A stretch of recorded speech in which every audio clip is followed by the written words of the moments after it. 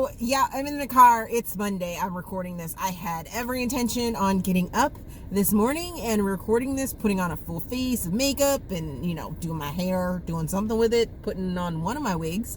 But that did not happen. I am tired. I'm very, very tired. And oh, my eye is giving me fits, of course. And so there was a mix-up last week. Well, I had my MRI done like 3 weeks ago, but there was a mix-up with the hospitals getting transcribed information into different departments and all kinds of craziness. So my doctor finally got back to me today and was like, yeah, the thing that we saw is actually confirmed, but we want to make sure that it is what it actually is. So we want to run one more test. And this test has taken me a good month and a half to even try and schedule. And she's like, ooh, I really would feel better if I had this other test done before we diagnose you with this, with this one thing, because if it is this thing, then, we would have to like crack your chest open and all this other stuff. And I was like, oh my goodness, how many tests do I have to do? So I'm waiting now to see if we can have this other test done. Yay. It's great. It's getting closer and closer to the diagnosis that we think it is. And it's interesting because the research that I've done for the diagnosis that they think it is, it would only like 15% of people that have the surgery go the surgical route for it. Is it fixed for? Yeah. Otherwise there's no cure for what's wrong with me. It's lovely. It's great. It's great. Yeah. But last week we started the week off with finishing a swim meet, 2 days, Saturday and Sunday. And then this week I ended with doing a swim meet on Saturday and Sunday. So yeah, we had all that going on for us. For some reason, the first weekend, kiddo did really, really well and dropped a whole bunch of time. But this weekend that just passed, he didn't drop very much time.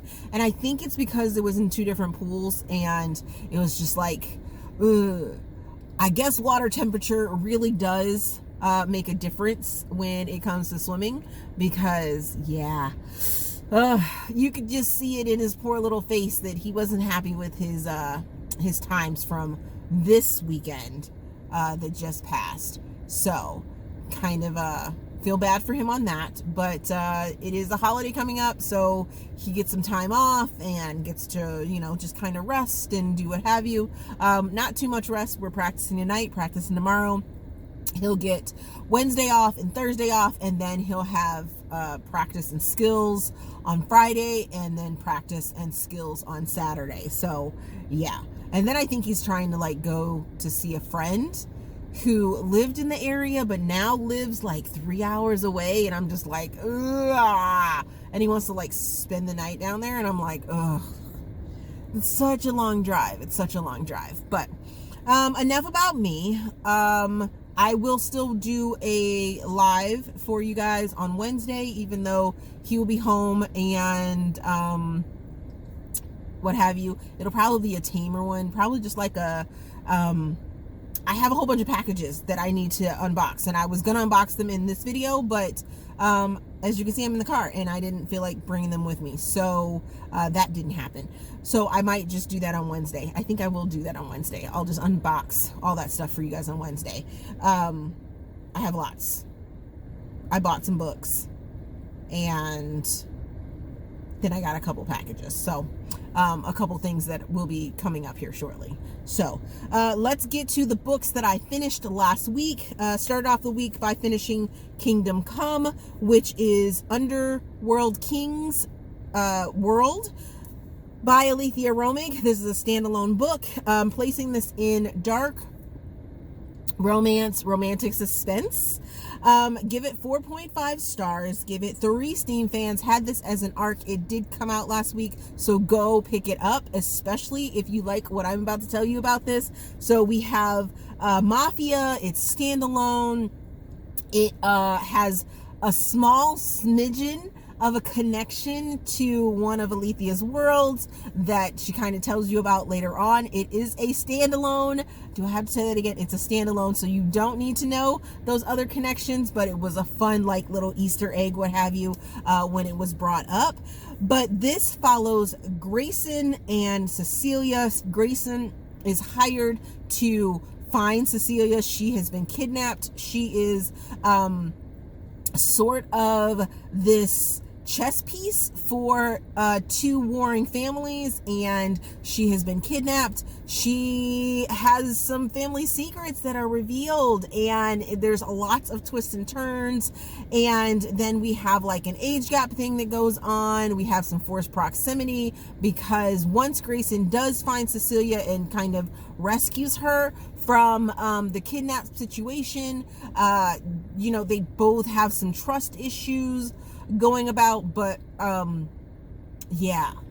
So there are some major content warnings for this one, for torture, for degradation. What else? The kidnapping, there's torture involved. Did I say torture? Humiliation is involved. So tread lightly if any of those kind of keywords are triggering for you, because the scenes are very vivid and very visual. Because I don't know if you guys have seen my TikToks lately, but I've talked about how I see a movie in my head, especially when good authors describe like a whole setting for me in a non-dragged down way. And Aleatha does this in a masterful way in pretty much every single one of her books, and this is no exception. It's very vivid in her writing. It's beautiful, and like the writing is beautiful, the way that she just kind of twists and turns and makes you feel like you're there and stuff like that. But the actions are not. The actions are very much dark romance and very morally gray. Grayson is a bad guy, and he gets his happily ever after, and I was here for it. Cecilia turns out to be not as princess-like as you would think, or as she's portrayed. And some of the things that end up coming up in the story are just like, ooh, so good. So many twists and turns. I loved it. The next book that I finished was Mangoes and Mistletoe by Adriana Herrera. This I'm placing in the LGBTQIA plus category. This I'm giving 2.5 stars, or sapphic. That's where I was going for that, but sapphic romance. I'm only giving it 2.5 stars. I'm giving it 3 Steam fans because it was kind of hot and steamy. Listen to this as an audiobook, and I don't know if it was because there was only one narrator doing 2 female characters and there wasn't enough of a difference in the voice to create the appearance of 2 different characters, that, or maybe it was just the way it was. I don't know. It wasn't for me. But we have Kesa and Sully. Both of them. Kesa is sort of the grumpy, trained cook, baker. That's what it is, baker. And Sully is the sunshine and home baker that has now become an influencer. They are in Scotland for a American cooking show. So that was kind of weird.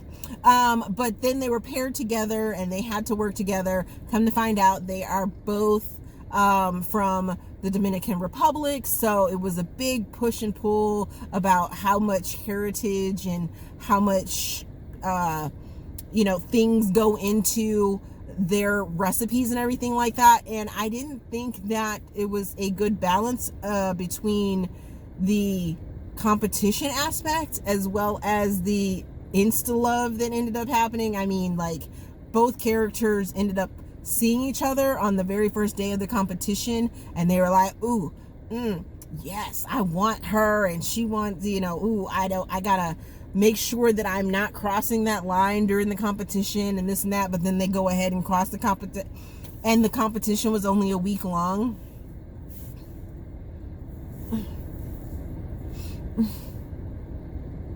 Then you have these other contestants. You have like little pops of other contestants, stuff like that.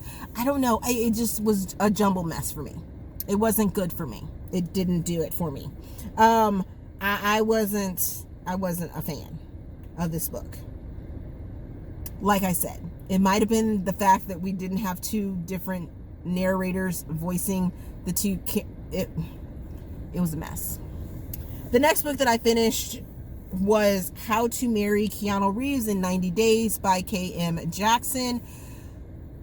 Placing this in, I have it written down as rom-com, but nah, I don't know that I can write it as rom-com. I think it wants to be a rom-com. This bitch is not a rom-com. I'm giving it 2 stars, giving it 0 Steam fans. Felt none of the, ugh. Okay, so I had this as an ARC. I ended up listening to it as an audiobook. It is available for you to go check out. If you like books that simp, nope, didn't even feel right coming off my mouth. If you have books that are obsessively stalking a celebrity, but the celebrity isn't the love interest, then you might like this book. I'm choking myself. So if you have read Real Men Knit, this is the same writer. And sadly, this book does not work. There is so much talk about our main characters. So our main character is Bethany, and I think it's like Bethany Lou or something like that. It was really damn annoying. Really, really annoying. Because they kept saying her full, the name, and then you have Truman or True. And he has been like crushing on Bethany for God knows how long, and the two of them, he ends up pulling some strings and helps her stalk Keanu Reeves, who she has been like stalking and obsessing over in a celebrity kind of fan way. And he ends up pulling some strings and getting her onto different sets, and they do this cross-country road trip so that they can follow Keanu Reeves around and supposedly, make it so that Keanu doesn't get married in 90 days. What? The title of it makes it sound like a really, really fun book that, maybe our main female character knows Keanu Reeves and is going to try and like make him marry her instead. No, that's not what happened. And I could not suspend my disbelief enough to get any enjoyment out of this book. You pretty much have to be a really, really, really big Keanu Reeves fan, because there is so much pop culture references for him and people that are around him, or people that he has acted with, or, celebrities. And I was just like, oh, okay, really? Secret parties. And I was just like, this is dumb. This is dumb. And then the final book that I finished reading last week was My Boyfriend's Possessive Brother by Alana Winters. I'm placing this in taboo dark romance. Well, it's pretty much just taboo romance. There is some darkness, but not too much. Giving it 3.5 stars, giving it 3 Steam fans. Got this from KU. And I had it as an ebook. So this is an age gap romance where Isabel moves in next door and sees one brother, Brody, first, and has an attraction to him, ends up starts dating him, but pretty much on the same day, pretty much on the same day, she meets Brody's brother, Killian, and finds that she has a sexual attraction to him more than she does Brody. She does kind of loop Brody along for a little bit by becoming boyfriend and girlfriend with him. They go to like the same school and things like that. They're both 18 in high school, where Killian is like 24, so the age gap isn't that bad, but at the same time it was like okay. So there were a couple things that kind of threw me off, and the fact that Killian continued to talk in Italian to Isabel, and I appreciate that it was like it's a love language and things like that, or romantic language, I think it is. And I was like, okay, cool. But I kept having to have the translation tell me, and sometimes I was just like, please don't. No, I don't need that translation. I don't need that translation, because he called her baby, or he calls her bambina, so much in this book. So much. And from, if I'm not mistaken, that translates to like baby or child or something like that. And I'm just like, given the ick factor. They don't discuss like the whole high school thing too much, so that kind of lifted some of the icky out of it. Their main connection was the fact that they live like across the street next door to each other and stuff like that. There are some things that end up happening, and some connections were bonded, things like that. It's a bit of a love triangle. There's some family secrets, and then of course the whole brothers taking the brother's girlfriend and stuff like that. So yeah, there's some family abuse that goes on, so be warned for that. It's very insta love, which I was okay with. I'm like, okay, I knew going in that it was going to be insta love, so I was fine with it. So what am I currently reading? I am currently reading Titan's Addiction by Anna Zaires, and Roots of the Wicked by Keta Kendric. So those are the two books that I am reading. I'm going to be reading the priority books of, what is it? Which priority books did I pick? Hold on. Let me get my glasses. But you guys are awesome, so. Okay, Paper Doll Lina by Robin Lucas. I did not do good this month to write down any of these books. I think that's it. Those three. And then of course you guys will know that I'm reading more books than just those, because I have on my Kindle, I want to read Mr. Hotness by Peyton Banks. Want to read this. Ugh. Peyton has been talking about this over on TikTok, and I'm like, yes, give it to me. Give it to me now, please. And then I also have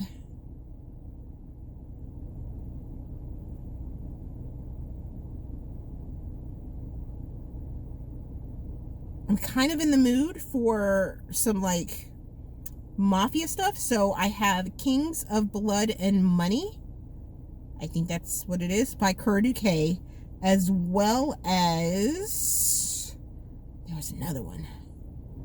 Where's the other one? Could have swore there was another one.